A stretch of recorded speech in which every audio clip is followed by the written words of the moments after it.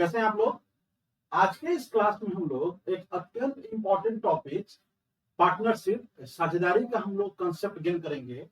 यह एक ऐसा टॉपिक्स है जिसको आप बोल सकते हैं कि यह अर्थमेटिक का सबसे इजीएस्ट यानी कि सबसे आसान टॉपिक है और यहाँ से भी डीआई के प्रश्न बनते हैं। बीपीएससी ने अभी तक यहाँ से डीआई के प्रश्न को नहीं पूछा है, तो संभावना यह बनती है कि यहाँ से प्रश्न पूछे जा सकते हैं। तो आइए इस टॉपिक्स का हम लोग कंसेप्ट गेन करते हैं। कैसे अगर मान लीजिए आपके एग्जाम में पार्टनरशिप से अगर क्वेश्चन बन गया डीआई का, तो कैसे इसको डील करेंगे। दोस्तों इस क्लास में हम लोग कंसेप्ट को हम लोग समझेंगे और जैसा कि हमने वेरी फर्स्ट क्लास में आपको कहा था कि जो डायग्राम है या जो ग्राफ है, एक ही प्रकार के डेटा को अलग अलग डायग्राम या ग्राफ में हम लोग प्रेजेंट कर सकते हैं।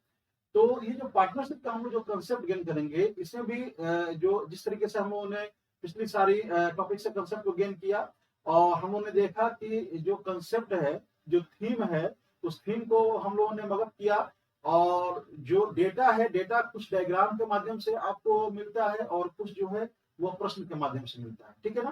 तो जितने प्रकार के डेटा जो है वो आपको पार्टनरशिप में दिए जाएंगे, चाहे उसमें कुछ डेटा आपके डायग्राम में होंगे और कुछ डेटा जो है वो आपके क्वेश्चन में होंगे। उन सारे प्रकार के आंकड़ों का हम लोग अध्ययन करते हैं, उसका कंसेप्ट गेन करते हैं। चलिए बिना किसी देर के हम लोग पार्टनरशिप को हम लोग समझते हैं। दोस्तों पार्टनरशिप होता क्या है? जैसे मान लीजिए सपोज किए कि आप स्टूडेंट हैं, आप स्टूडेंट हैं और आपने क्या किया कि एक 10,000 का आपने रूम लिया पढ़ने के लिए। आप पटना है, दिल्ली है, कहीं भी है, आपने क्या किया कि एक रूम लिया 10,000, ठीक है, रेंट पे। अब क्या हुआ कि आप 2-3 महीना तो आप रहे, अब आपको लगने लगा कि ये 10,000 रुपया यार बहुत बर्डन पड़ रहा है हम पे और अगर लगातार अगर मैं इस पैसे को अगर पे करूंगा तो फिर दिक्कत हो जाएगी हमको सर्वाइव करने में। तो आप क्या करते हैं, आप एक पार्टनर की तलाश करते हैं। जैसे मान लीजिए कि आप राम हैं, ठीक है, तो आपने क्या किया, एक पार्टनर को तलाश किया मोहन से, ठीक है, कहा कि भाई या आओ आके हमारा आप रूममेट बन जाओ, ठीक है। तो अब रूममेट बनेगा तो मोहन तो क्या करेगा, इस 10,000 में से वो 5,000 रुपया क्या करेगा, वो आपको पे करेगा, आपको या जो मकान जो आप लोग का जो अंडरस्टैंडिंग होगा, ठीक है, तो आपको पे करेगा या मकान मालिक को आप लोग क्या करेंगे, कंबाइंड पे करेंगे। तो यहाँ जो 5,000 रुपया जो मोहन ने पे किया, आपको 5,000 रुपया जो बचा, उसके एवज में मोहन क्या करेगा, आपके रूम का जो आपका जो जगह है उसका इस्तेमाल करेगा, ठीक है, राइट। तो आपने क्यों रखा पार्टनर को, आपने पार्टनर को ये रखा इसलिए रखा ताकि जो रिस्क है मनी का, है ना, वो कम किया। इसके एवज में पार्टनर को आपने रूम शेयर करने की इजाजत दी, जो जगह है, जो सामान है, वो सब क्या करेगा, वो अपना वो यूज करेगा। ऐसे ही जब कोई बिजनेस होता है तो बिजनेस में अगर मान लो कोई व्यक्ति अगर ए है, ठीक है, अब ए को कोई बिजनेस शुरू करना है और उस बिजनेस के लिए क्या है कि भाई 3 लाख की जरूरत है, ठीक है, उस बिजनेस को शुरू करने के लिए 3 लाख की जरूरत है। अब अगर ए को यह लग रहा है कि अगर हमने 10 लाख रुपया लगाया और अगर यदि ये पूंजी अगर डूब गई तो क्या हो, ठीक है, तो इस रिस्क को कवर करने के लिए वो क्या करता है, वो पार्टनर की तलाश करता है, ठीक है। भैया आओ हम लोग क्या करते हैं कि पूंजी लगाते हैं, पूंजी लगा के हम लोग व्यवहार करते हैं, अगर डूब गया तो ठीक है, नहीं डूबा तो कोई बात नहीं। तो बी तो भाई ऐसे तो पूंजी लगाएगा नहीं है, तो बोलेगा कि हमको प्रॉफिट में कितना हिस्सा मिलेगा, ठीक है। तो ए ने कहा कि भाई आप जितना कैपिटल आप लगाएंगे और जितने समय के लिए लगाएंगे उसके मल्टीपल के रेशियो के रेस्पेक्ट में हम लोग क्या करेंगे, प्रॉफिट को बांट लेंगे।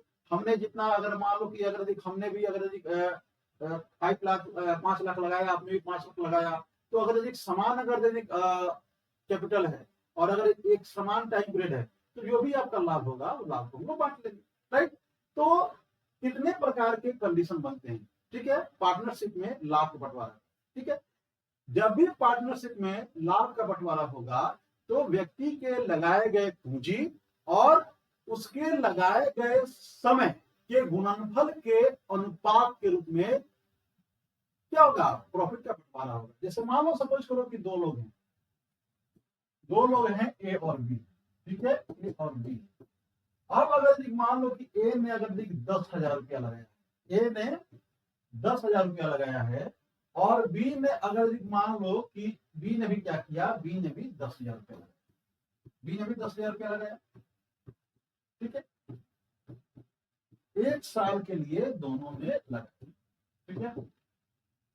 तो ये जो कैपिटल है यानी कि ये C1 है, और ये जो आपका टाइम है T1, और ये जो कैपिटल दूसरा है C2, और ये जो आपका टाइम है T2, इन दोनों के मल्टीपल के रेशियो के रेस्पेक्ट में ही प्रॉफिट का बंटवारा होगा। यानी कि प्रॉफिट कैसे बटेगा, P1:P2, मतलब कि यह आपका C1 इंटू T1 बटा C2 इंटू T2 बराबर होगा किसके, P1 बटा P2, ठीक है। तो जो भी आपका कैपिटल लगता है और जितने टाइम पीरियड के लिए लगता है उसके मल्टीपल के रेशियो के रेस्पेक्ट में प्रॉफिट का बंटवारा, ठीक है। तो भाई ये कितने टाइप का कंडीशन हो सकता है, कितने प्रकार का कंडीशन बन सकता है। तो जैसे मान लीजिए सपोज कीजिए कि दो लोग हैं, ए और बी। ए ने भी क्या किया, पहला कंडीशन यह बन सकता है कि ए ने भी क्या किया कि ए ने भी 10,000 रुपया लगाया, बी ने भी क्या किया, बी ने भी 10,000 रुपया लगाया, यह भी 1 साल पे लगाया, बी ने भी 1 साल पे लगाया। एक कंडीशन ये बन सकता है, ठीक है, सेम इन्वेस्टमेंट सेम टाइम। दूसरा कंडीशन क्या बन सकता है, दूसरा कंडीशन यह बन सकता है कि एक तो 10,000 रुपया लगाया 1 साल के लिए, लेकिन बी के पास पूंजी कम था, बी ने मान लीजिए कि 7,000 रुपया ही लगाया, ठीक है, टाइम सेम है, यानी कि same time but investment are different, है ना, अलग। तीसरा कंडीशन क्या हो सकता है, तीसरा कंडीशन यह हो सकता है कि ए ने भी 10,000 रुपया लगाया है और यह आपके बी ने भी 10,000 रुपया लगाया है, लेकिन ए ने मान लीजिए कि ए ने आपका 8 महीने के लगाया है और बी ने मान लीजिए टोटल 12 महीने के लगाया है, यानी कि इन्वेस्टमेंट तो सेम है, कैपिटल सेम है, लेकिन टाइम पीरियड क्या है, डिफरेंट। और क्या कंडीशन बन सकता है, और कंडीशन यह बन सकता है कि ए ने क्या किया कि 10,000 रुपया लगाया, ठीक है, मान लीजिए कि शुरुआत के लिए 4 महीने के लिए लगाया, बाद में क्या किया, इससे इसने पैसा निकाल लिया कुछ, ठीक है ना। यानी कि अगर यदि 1 साल की अगर बिजनेस हुआ है तो शुरुआत में 10,000 रुपया लगाया है और 4 महीने के बाद मान लीजिए कि 2,000 विड्रॉ कर लिया, यानी कि अब 8,000 रुपया ही 8 महीने के लगाया। ऐसे ही मान लीजिए कि बी ने भी क्या किया, बी ने भी आपका 10,000 रुपया लगाया, ठीक है, 4 महीने के लिए, लेकिन अब इसको लग रहा है कि नहीं इस बिजनेस में फायदा हो सकता है, तो उसने 4 महीने के बाद 5,000 रुपया और इन्वेस्ट कर दिया, ठीक है, 8 महीने के लिए, राइट। या हो सकता है कि कोई तीसरा व्यक्ति घुस जाए। तो कितने टाइप के कंडीशन आपके बन सकते हैं, जितने टाइप के कंडीशन बनेंगे उतने टाइप के क्वेश्चन आपके बन सकते हैं। तो आइए देखते हैं कितने टाइप के कंडीशन बन सकते हैं, ठीक है। तो देखिए पहला कंडीशन ये हो सकता है कि same investments for the same time period, समान पूंजी समान समय के लिए लगेगी। दूसरा कंडीशन क्या हो सकता है, different investments for the same time period, भिन्न भिन्न पूंजियां हो लेकिन समय समान हो।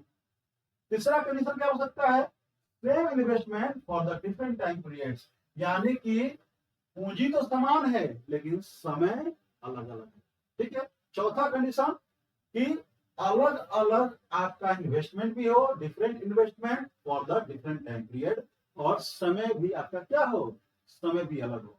इसके अलावा बीच में कुछ धन को हमने क्या किया, वापस यानी कि विड्रॉ कर लिया, या कुछ धन को हमने घुसा दिया, या कोई व्यक्ति भाग गया बिजनेस करके, कोई व्यक्ति आ गया, इतना ही जो है वो आपका कंडीशन बनता है पार्टनरशिप में, और इसी पे बेस्ड आपके डीआई के क्वेश्चन बनते हैं पार्टनरशिप से, ठीक है। बस आपको इतना ही ध्यान रखना है कि चाहे इसमें से कोई भी कंडीशन हो, कभी भी लाभ का जो बंटवारा होगा वह व्यक्ति के लगाए गए पूंजी और उसके द्वारा लगाए गए समय के मल्टीपल के रेशियो के रेस्पेक्ट में होगा। जितना व्यक्ति ने पूंजी लगाया, जितने समय के लिए लगाया, उन दोनों के गुणनफल के अनुपात के रूप में ही क्या होगा, लाभ का डिस्ट्रीब्यूशन होगा। चाहे आपका 2 लोग हो, 3 लोग हो, कोई आ रहा है, कोई भाग रहा है, इससे कोई मतलब नहीं। बस इतना ही कंसेप्ट आपको समझ के रखना है। बहुत ही आसान चैप्टर है। आइए एक एक करके अब मैं क्वेश्चन को लेके आपके पास आता हूं। अब क्या है कि अभी हम लोगों ने क्या देखा, हम लोगों ने यह देखा कि भाई C1 है, फिर कोई C2 है, फिर मान लो कोई C3 होगा, ऐसे ही कोई T1 होगा, कोई T2 होगा, कोई T3 होगा, ऐसे ही कोई P1 होगा, कोई P2 होगा, कोई P3 होगा, डॉट डॉट डॉट डॉट है ऐसे। ठीक है। अब इसी में से कुछ जो है आपके डाटा, 2 लोग हैं तो कुछ जो डेटा होगा, चाहे वो आपका कैपिटल का डेटा हो, या टाइम का डेटा हो, या प्रॉफिट का डेटा हो, है ना, परसेंटेज ऑफ प्रॉफिट का डेटा हो, वह कुछ डायग्राम या ग्राफ के माध्यम से आपके सामने होंगे, और कुछ डेटा जो है वो आपके क्वेश्चन में होंगे। राइट। तो इन दोनों डेटा का यूज करके वो क्या करना है, आंसर देना है, जैसा कि आप लगातार करते आ रहे हैं। तो आइए देखते हैं कि प्रश्न को, जैसे मान लीजिए कि यह प्रश्न कह रहा है कि किसी व्यापार में राम और मोहन में से प्रत्येक ने 10,000 रुपये एक वर्ष के लिए लगाए। यदि वर्ष के अंत में कुल 36,000 रुपये का फायदा हुआ हो तो राम और मोहन को मिलने वाली राशि बताइए। ठीक है। अगर यदि इस क्वेश्चन को अगर यदि आपको ऑब्जेक्टिव बनाना होगा तो आप कैसे बनाएंगे, 2 लोग हैं, कौन कौन है, राम और मोहन है। राम ने कितना लगाया है, राम ने 10,000 रुपया लगाया है एक साल के लिए, मोहन ने भी 10,000 रुपया लगाया है एक साल के लिए। ठीक है। यानी कि ये कट गया तो ये हो गया 1:1 के अनुपात में। ठीक है, लाभ बटेगा 1:1 में लाभ बटेगा। यानी कि अगर यदि 2 रुपया होता लाभ तो राम को मिलता 1 रुपया, मोहन को मिलता 1 रुपया। लेकिन लाभ कितना है दोस्तों, लाभ है 36,000 रुपया। लाभ है कितना, 36,000 रुपया। कितना गुना है, 18,000 गुना है। तो रेशियो का नियम कहता है कि रेशियो का एक पार्ट जितना गुना, रेशियो के बाकी पार्ट भी उतनी गुना। यानी कि राम को भी 18,000 रुपया मिल जाता और मोहन को भी 18,000 मिल जाता। ठीक है। तो अगर यदि जो भी अगर डेटा कांस्टेंट है, चाहे वो आपका कैपिटल है या आपका टाइम है, उसको हम 1 मान लेंगे। ठीक है। अगर दोनों अगर कांस्टेंट है, यानी कि समान पूंजी है, समान के टाइम है, तो 1:1। 3 लोग हैं तो 1:1:1। 4 लोग हैं तो 1:1:1:1। अरे समझ में। लेकिन ये तो हो गया ऑब्जेक्टिव। ठीक है। इस तरीके से आप बनाएंगे तो बीपीएससी नंबर आपको नहीं देगी। ठीक है। इसको सब्जेक्टिव कैसे लिखेंगे, तो आइए चलते हैं, देखते हैं कि इसको सब्जेक्टिव हम लोग बीपीएससी के पॉइंट ऑफ व्यू से इसको कैसे लिखेंगे। इस टाइप का जो अभी मैंने ऑब्जेक्टिव बताया, ये हमें बच्चों को सीसेट के जब यूपीएससी के लिए सीसेट की क्लास चलती है तो वहां मैं आपको बताता हूँ कि कैसे आप क्वेश्चन को देख के और बिल्कुल कंसेप्ट पे आधारित सॉल्यूशन निकालेंगे बिना किसी पेन। तो चलिए आइए, यहाँ पे डीआई क्लास चल रही है तो आइए देखते हैं। 2 लोग हैं, राम और मोहन है। लाभ का आपको बंटवारा करना है। ठीक है। तो पहला लाइन, लाभ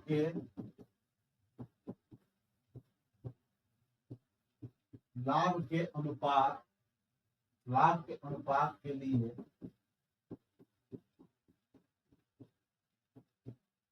राम का धन।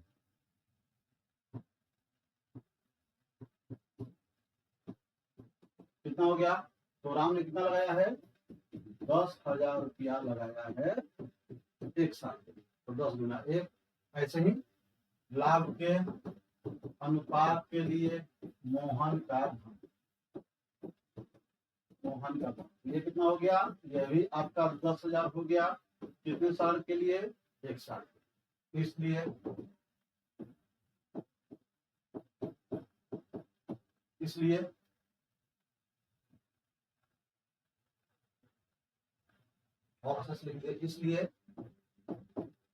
राम एवं मोहन के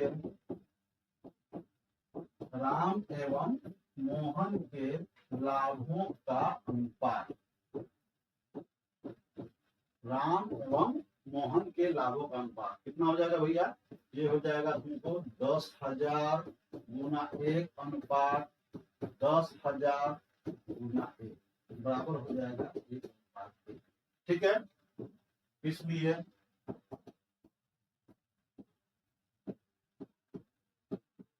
अनुपातिक मान का योग, लाइन नहीं भी लिखेंगे तो काम चलेगा, 1 + 1 यानी कि 2। ठीक है, इसलिए लाभांश में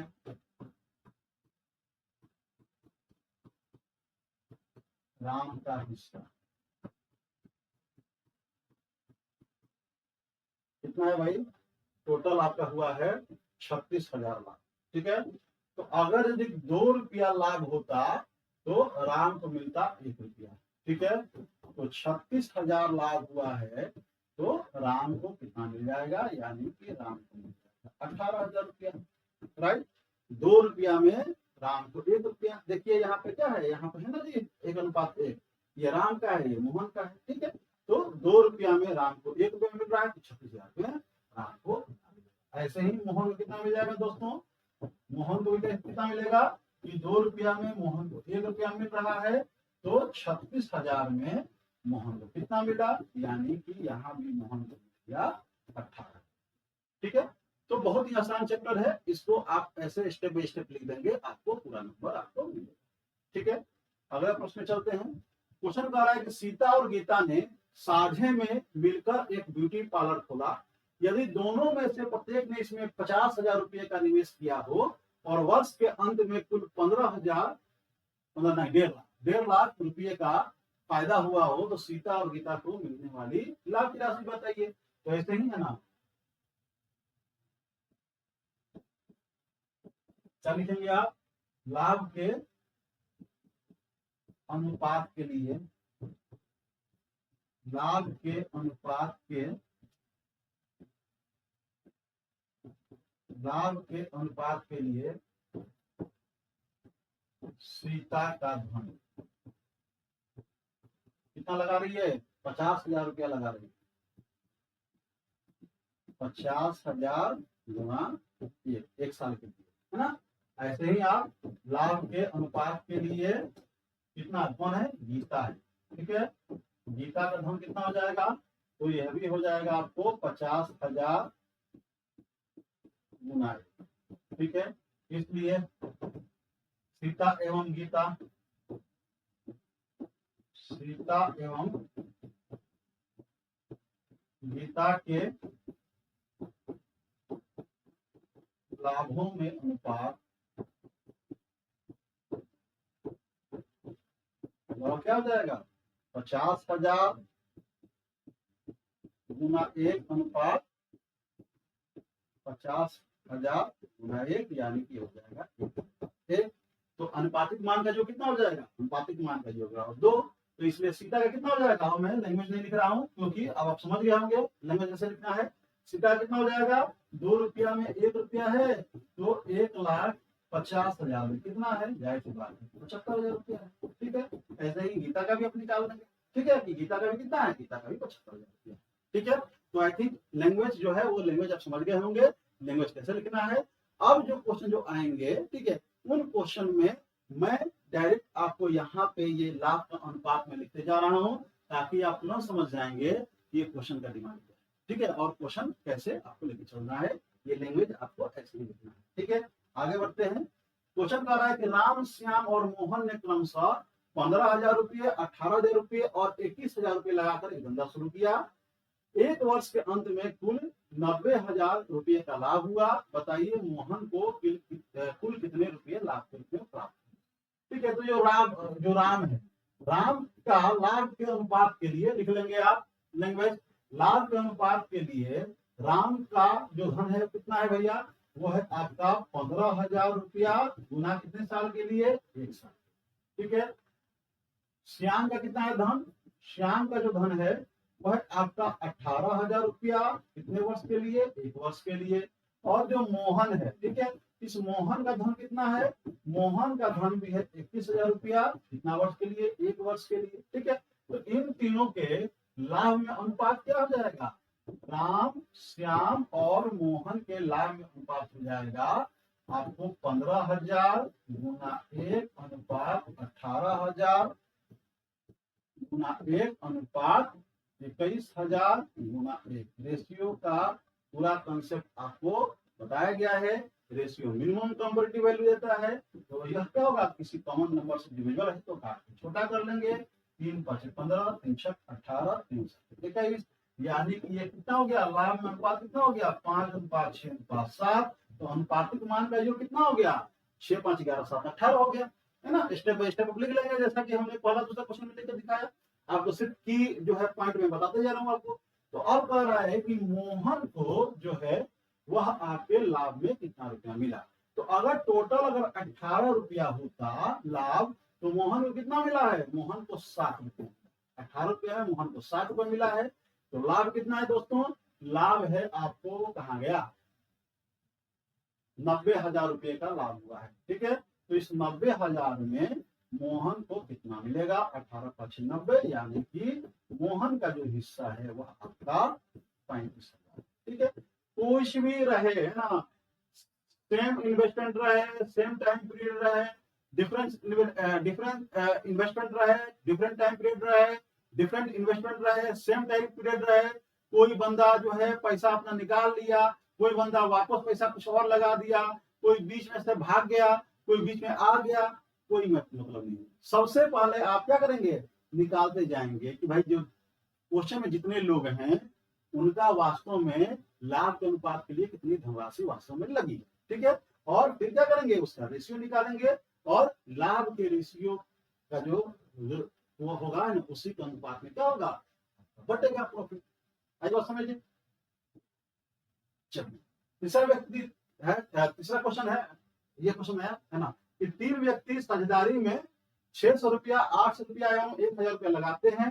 यदि 480 रुपए का मुनाफा हुआ हो तो पहले व्यक्ति को कितना मिलेगा? अब देखिए इसमें क्या टाइम मेंशन है।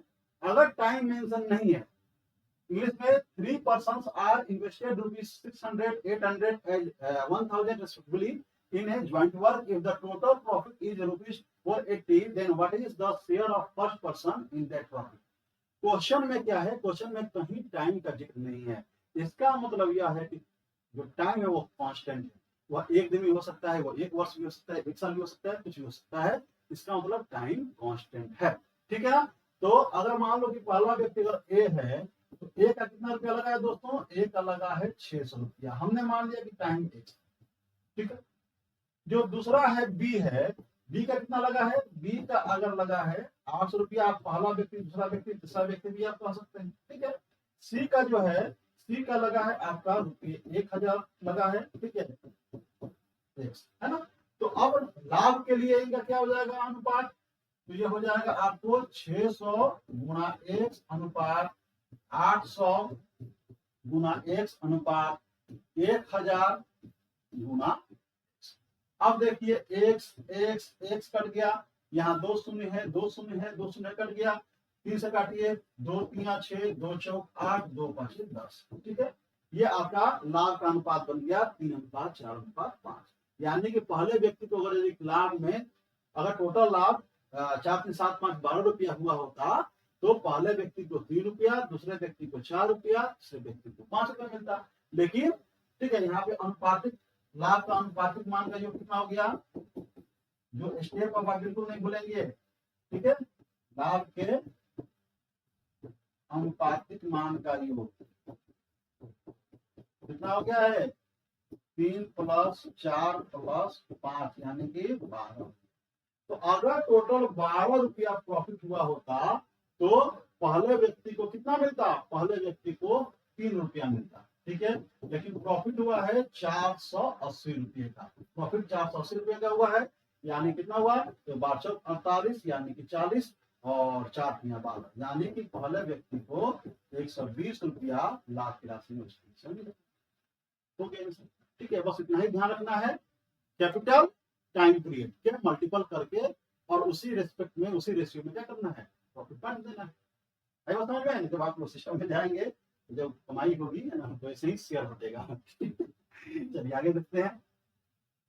क्वेश्चन है कि ए और बी ने साझे में एक व्यापार इस प्रकार किया कि ए की पूंजी 3 वर्ष के लिए तथा बी की पूंजी 5 वर्ष के लिए निवेशित रही।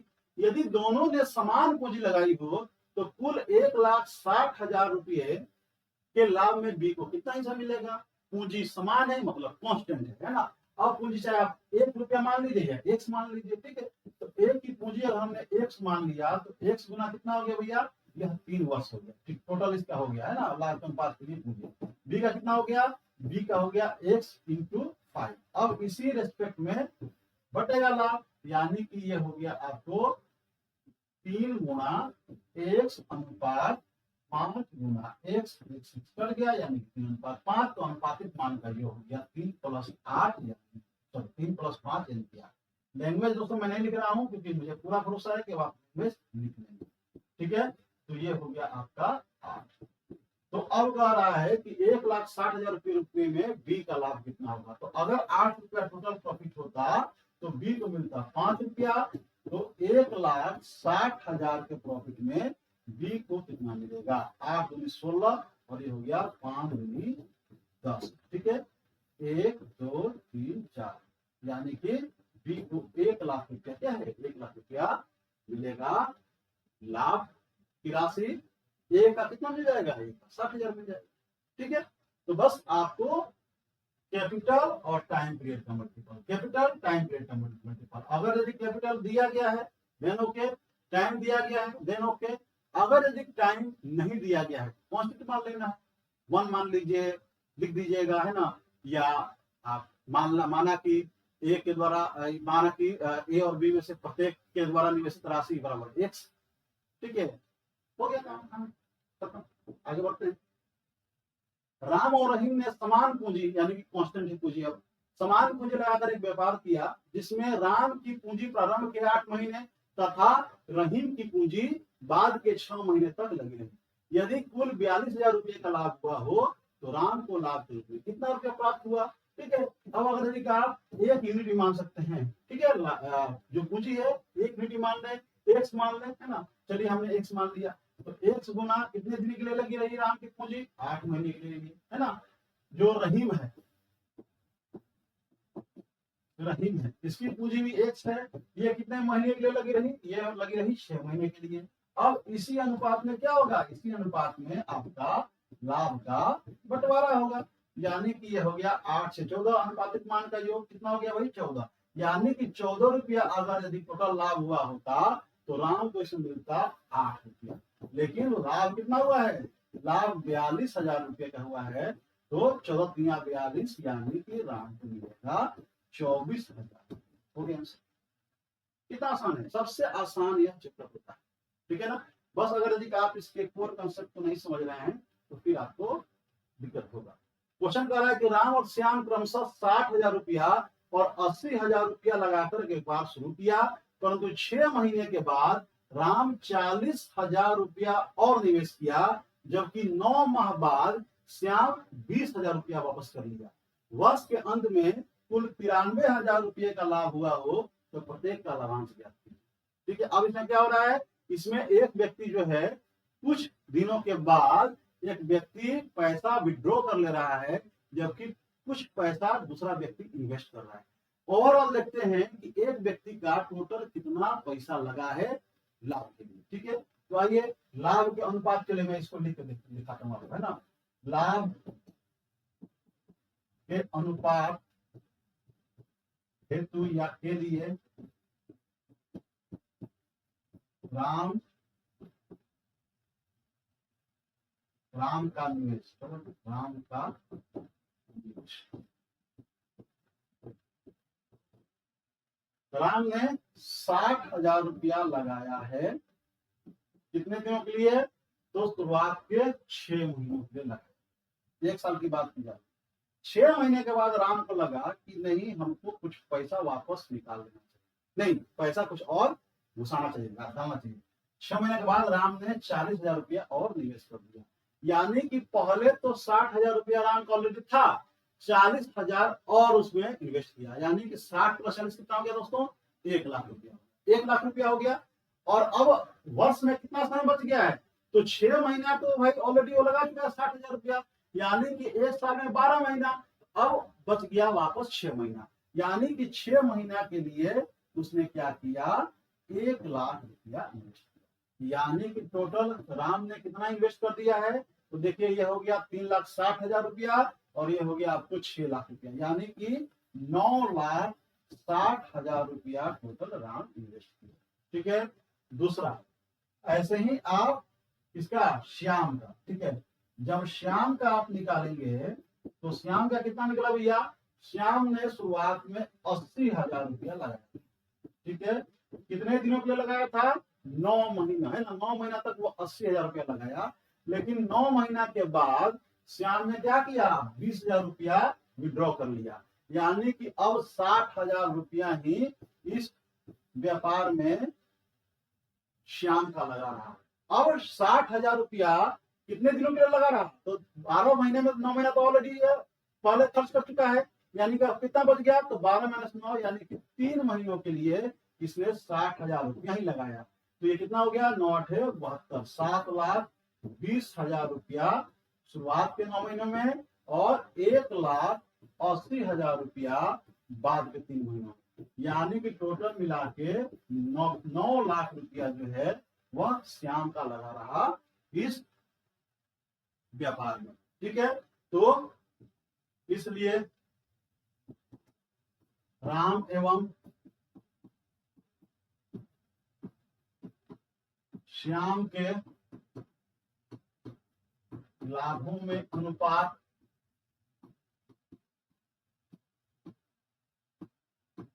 कितना हो जाएगा दोस्तों, तो राम का कितना था, 9,60,000 रुपया था और श्याम का 9 लाख रुपया था। ठीक है। तो देखिए 2 शून्य 4 शून्य से 4 शून्य कट गया। ठीक है। अब ये कितना हो जाएगा, ये आप काटिए तो 16 छक 96, हाँ 16 छक 96 और 15 छक 90, है ना, यानी कि यह हो गया आपको 16:15, यानी कि कुल अनुपातिक मान का जो कितना हो गया, इसलिए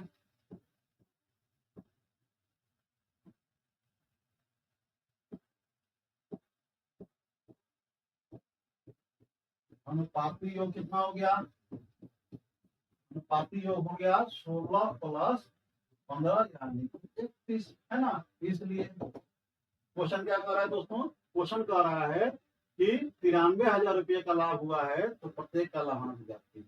ठीक है। इसलिए राम का लाभ में हिस्सा कितना हो गया भैया, तो अगर 31 रुपया लाभ हुआ होता तो राम को मिलता 16 रुपया, लेकिन 93,000 रुपया लाभ हुआ है, 93,000 ही लाभ है ना। ठीक है। 93,000 रुपया लाभ हुआ है तो इसमें कितना मिलेगा, तो देखो ये 31 हो गया। ठीक है। 93, तो आपका हो गया 16,48, यानी कि इसको 4 लाख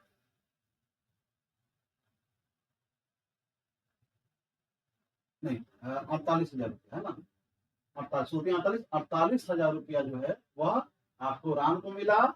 और ऐसे ही आप निकालेंगे श्याम जो है, वह श्याम को कितना मिल गया दोस्तों, तो श्याम को आपको 21 में श्याम को 15 मिला है, तो 93,000 में कितना मिला है, यानी कि इसको मिला होगा रुपये 45। ठीक है। और जब दोनों को जोड़ेंगे 48,000 93,000। ठीक है। तो कोई भी आए जाए उससे कोई मतलब नहीं है, आपका पहला काम यह है कि कोई जो व्यक्ति है उसका वास्तव में कितनी पूंजी लगी रही, जो आपका टाइम पीरियड है। अगर 1 साल की बात की जा रही है तो 12 महीने में कितनी पूंजी लगी। ठीक है। अगर 2 साल की बात की जा रही है तो 24 महीने में कितनी पूंजी लगी, है ना। अगर मान लो कि अगर यदि 12 महीने की बात की जा रही है, अगर यदि शुरुआत का 4 महीना अगर वो 10,000 रुपया लगाया है तो 10,000 गुना 4 प्लस बाद का अगर 15,000 लगाया है ना, या 5,000 अधिक इन्वेस्ट किया है तो 10 गुना 4 प्लस 15 गुना 8, है ना, टोटल इसका पूंजी निकल गया। बस यही काम करना है। ठीक है। फिर आपका एक भी क्वेश्चन नहीं खराब होगा। देखिए ए और बी ने क्रमशः 25,000 और 30,000 की साझेदारी में एक व्यापार निवेश किया। 4 महीने बाद सी भी 35,000 रुपए के निवेश के साथ व्यापार में शामिल हो गया। देख रहे हैं ना, दो लोगों ने मिलकर शुरू किया है बिजनेस, 4 महीना जब वो बिजनेस रन किया है तो एक तीसरा व्यक्ति उसमें घुस गया। ठीक है, 4 महीने के बाद सी भी 35,000 के निवेश के साथ व्यापार में शामिल हो गया। तो अगर यदि 47,000 रुपया का वार्षिक लाभ हुआ है तो उसमें सी का हिस्सा कितना है। ठीक है, तो ऐसे ही लाभ के अनुपात के लिए, अब मैं लिख नहीं रहा हूं लैंग्वेज, आप लिख लेंगे। लाभ के अनुपात के लिए ए की निवेशित धनराशि कितना हो जाएगा, तो ए ने 25,000 रुपया जो है वह आपका निवेश किया है, कितने दिनों के लिए, वार्षिक लाभ है यानी कि 12 महीने।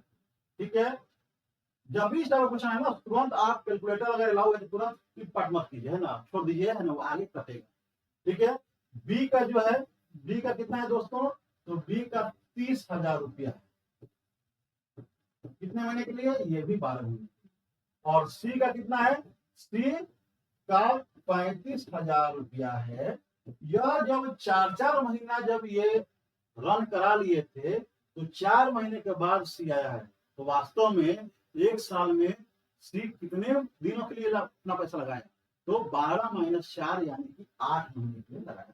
तो हमने क्या किया, सी का कैपिटल गुना 8। अब जो लाभ की जब राशि बटेगी ए बी और सी में, अब बटेगी इसी के रेशियो में, है ना। तो ये कितना हो गया, ये हो गया आपको 25,000 गुना 12 अनुपात 30,000 गुणा 12 अनुपात 35,000 गुणा 8। ठीक है, अब काटिए, ये देखो, ये 3 शून्य से ये 3 गया, ये 3 गया। ठीक है, ये देखिए, ये आपका हो गया 4 दूनी 8 हो गया, ये हो गया आपको 4 3 12 हो गया, ये हो गया 4 3 12। ठीक है, आप 5 से काटेंगे तो ये हो गया 5 7 35, 5 36 50 25, यानी कितना हो गया, ये हो गया आपको 21 अनुपात 18 7 14। ठीक है, 21 अनुपात 18 अनुपात 14।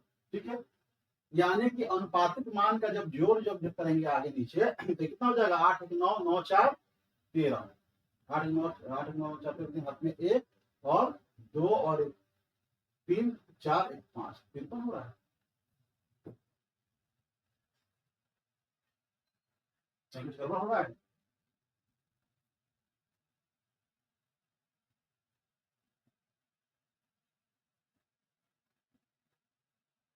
$25,000 ए और बी ने क्रम से 25,000 और 30,000 की साझेदारी में व्यापार में निवेश किया। 4 महीने के बाद सी भी 35,000 के निवेश के साथ व्यापार में शामिल हो गया।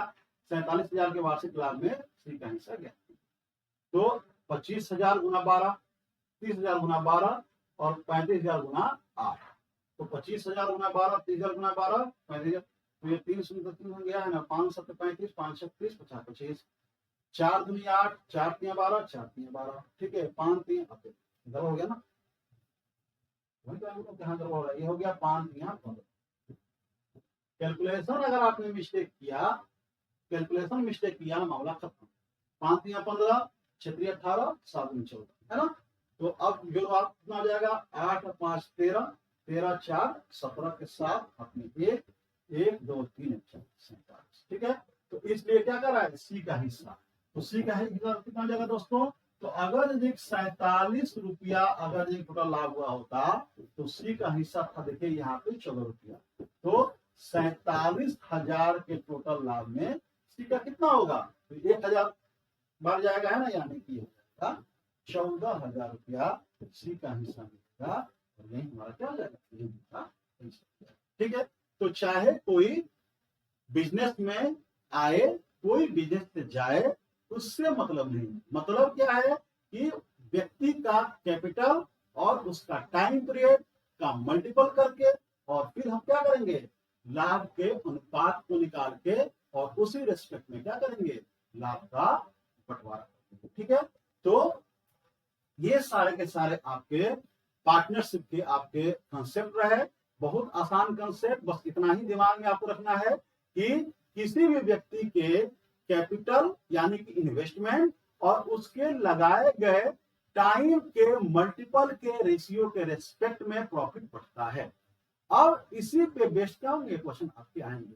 तो जो टेस्ट, जो डीआई स्पेशल टेस्ट चला उसमें जो पार्टनरशिप का क्वेश्चन जो पूछा गया था, अब उस क्वेश्चन का बनाइएगा। बहुत सारे बच्चे बोल रहे थे कि सर बहुत टफ क्वेश्चन है। अब इस कंसेप्ट के बाद उस क्वेश्चन को बनाइएगा और फिर हमको बताइएगा कि क्या वास्तव में वो क्वेश्चन टफ था या बहुत आसान।